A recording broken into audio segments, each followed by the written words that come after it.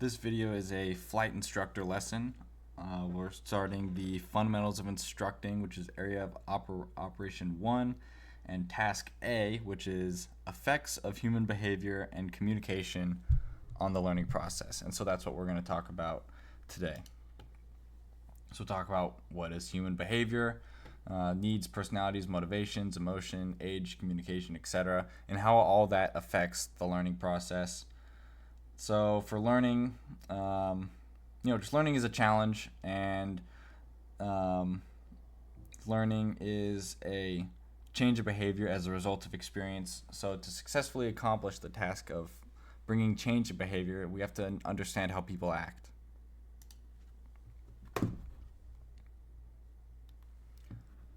All right, so let's talk about what human behavior is. Human behavior is the study of how and why humans function the way they do. And it's usually as a result to satisfy certain needs.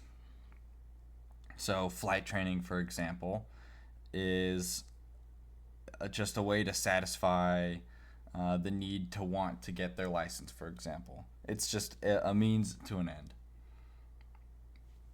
There's different personality types that help explain human behavior. So Myers-Briggs, the random variations in behavior is structured due to different perception and judgment. The instructor and learner relationship. Now this is extremely significant on the impact of how much a student will learn. And each student has unique learning styles. And so us as the instructors need to adapt the way that we teach. So to the specific learner and specific style and personality of that learner so that they can learn their best. And control of human behavior. It's the instructor's responsibility to know what controls are best and to create an atmosphere that will inspire that learner to stay motivated. So when we get into motivation, what is it? Motivation is the need or desire that causes a person to act. So one's goals really lies at the heart of this, right? So it's the most dominant force that will govern your student's progress.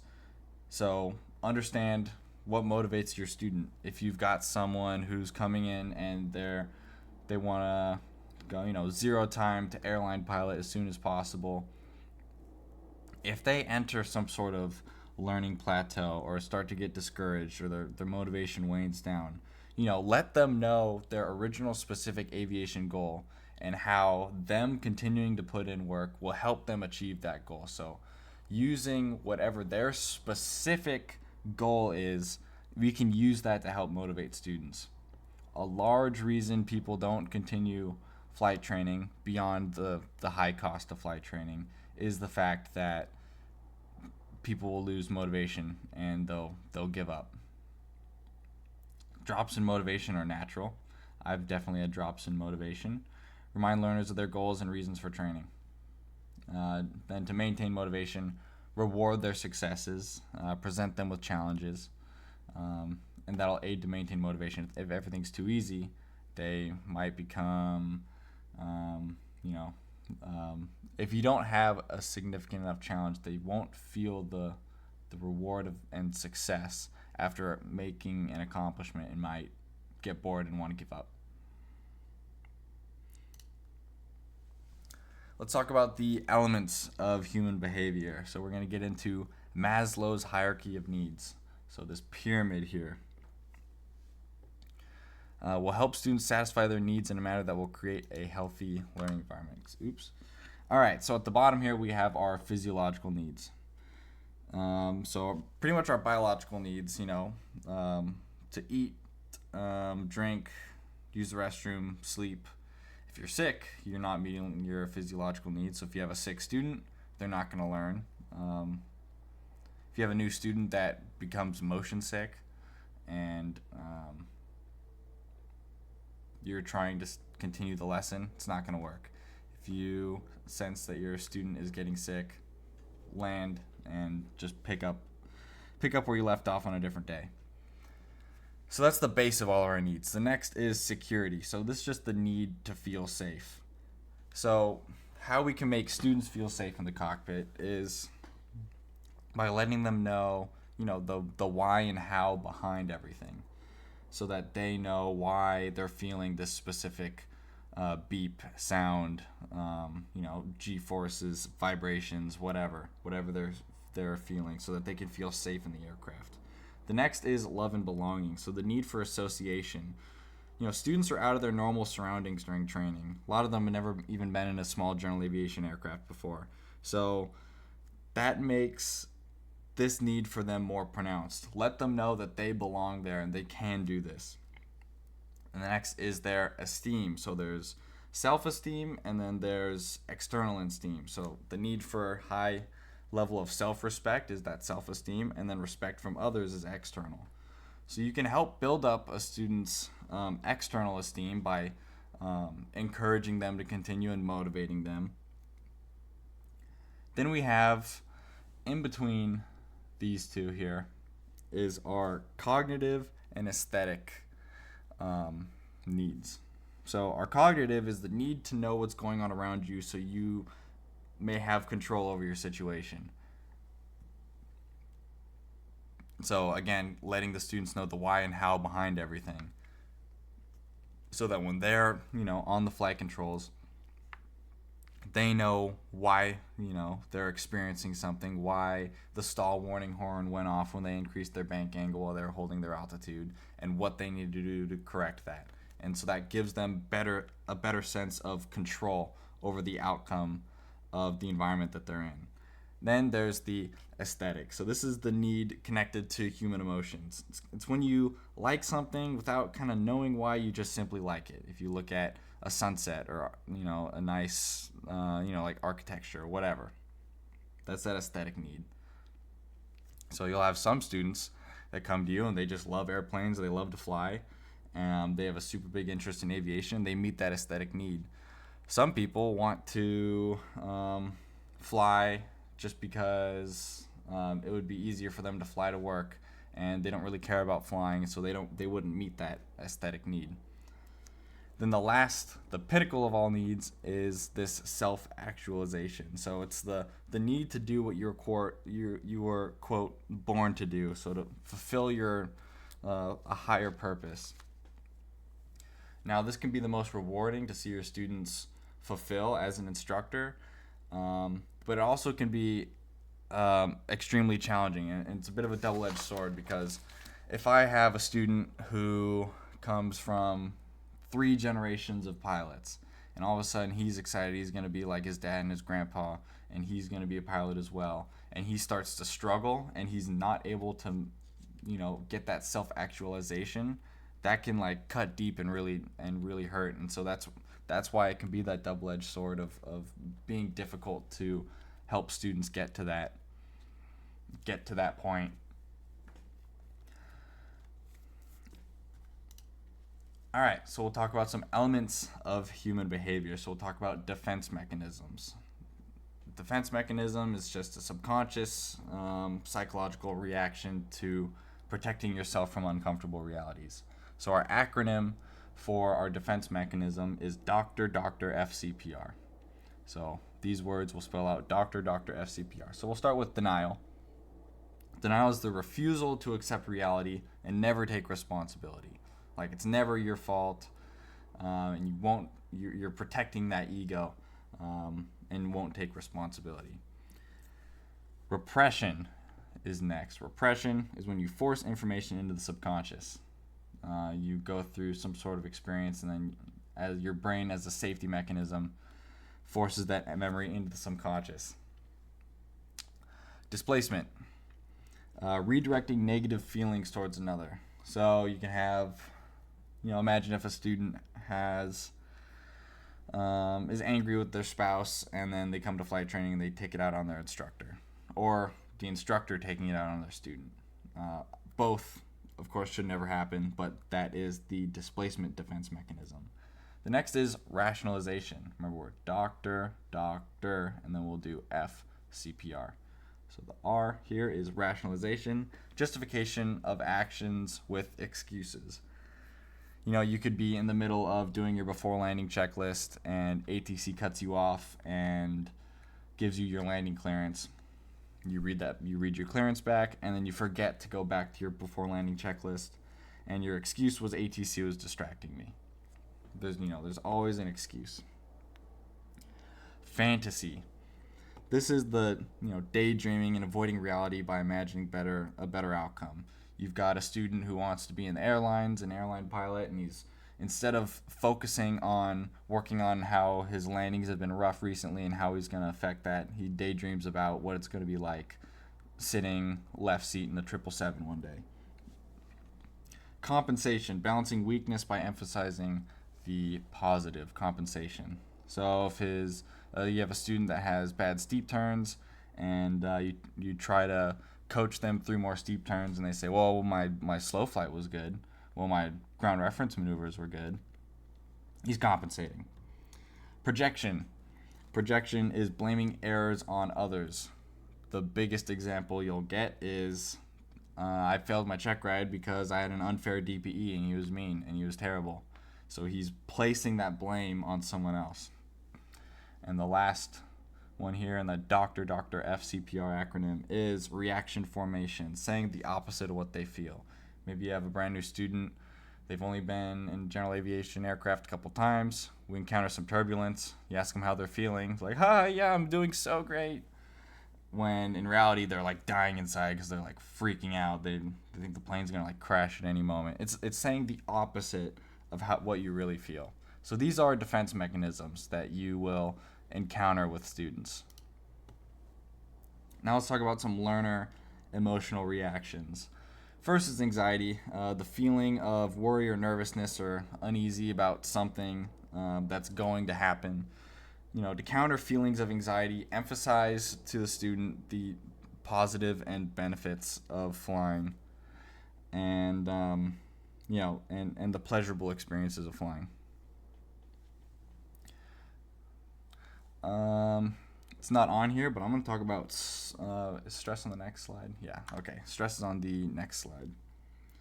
Next is impatience. So laps in the pattern, of course, are a whole lot less fun than doing fun cross-country flying. And students may be impatient to press on with these other activities. And so, it makes sense. Doing cross-country flights is way more fun than flights in the pattern the whole time. You'll have students that have this push to continue on, even if they may not be ready for it. So you need to communicate with them why we're doing whatever specific lesson we're doing that day and how that'll help them reach their specific aviation goal. Worry or lack of interest. Worried or emotionally upset learners won't learn.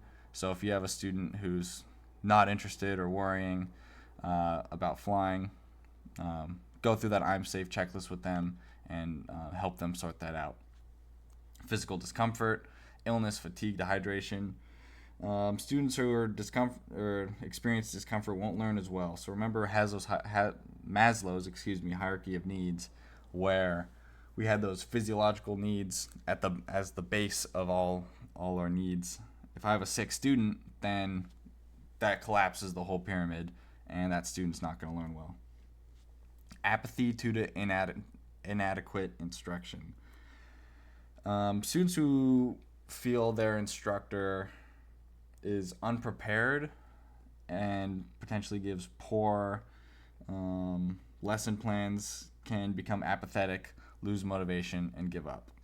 So that's why it's important we as instructors show up with accurately detailed, well-planned lesson plans to really prove to the student that you are an adequate instructor, so that they don't get apathetic and eventually lose motivation.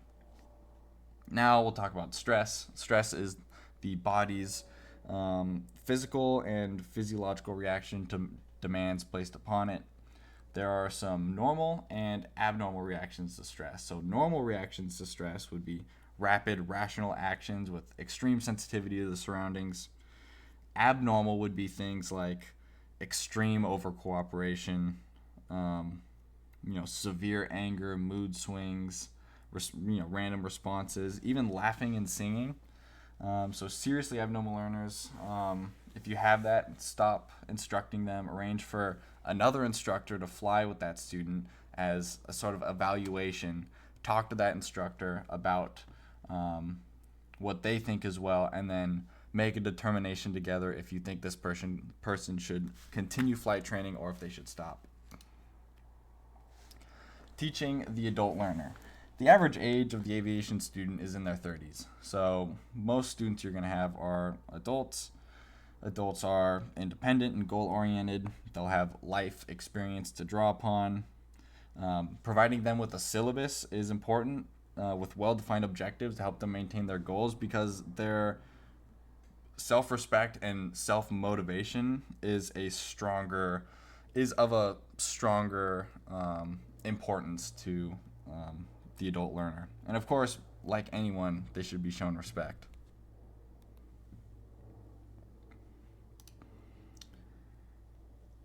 So the instructor actions will be doing things like articulating clear objectives, giving them the step-by-step of what they need to accomplish very specifically in order to achieve their goal, using scenario-based training.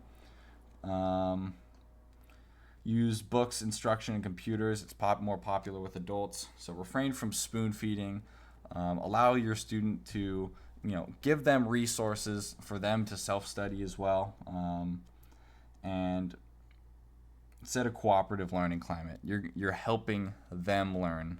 It's not you are the all-knowing, powerful being that's going to get them there. They're working with you for them to get them to pass their check ride. There are some basic elements of communication. The elements are the source, symbol, and receiver. SSR, source, symbol, receiver. So the source is you, the instructor, or maybe a video that's sending the message. The symbol are the words that you're saying, the visuals or gestures that you're doing. And the receiver is the student. Now there are some barriers to effective communication. So this is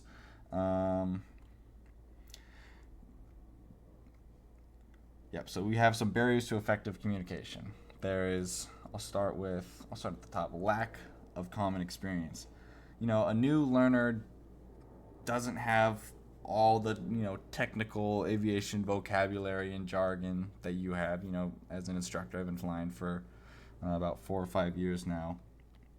And so that lack of experience is the single greatest barrier to effective communication. So breaking things down into plain English is extremely important.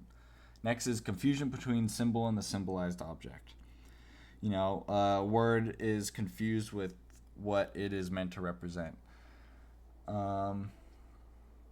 Maybe I'm talking with a student before we fly, and I'm like, all right, we're going to do stalls today. And they're like, oh my gosh, we're going to be doing stalls? Like, do they mean we're going to be stalling out the engine? Like, what is he talking about? But they don't realize we're talking about aerodynamic wing stalls. So there's that confusion between the symbol and the symbolized object. Next is the overuse of abstractions. Abstractions are just general words. Things like if I'm teaching a student to land, instead of saying you're a bit high, I'm going to say you're 100 feet high. Or I'm going to say take out some power versus take out 200 RPM. So not using abstractions and being specific about what I'm expecting, specific in my speech.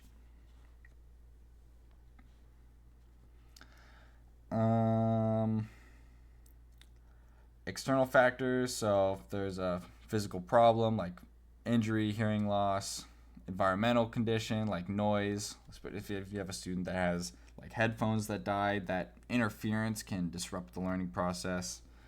And physiological, product of how the learner and instructor feel. So students, when they learn, they're not only learning knowledge, but they're developing a sense of how they feel and how they have an emotion tied to what they're learning.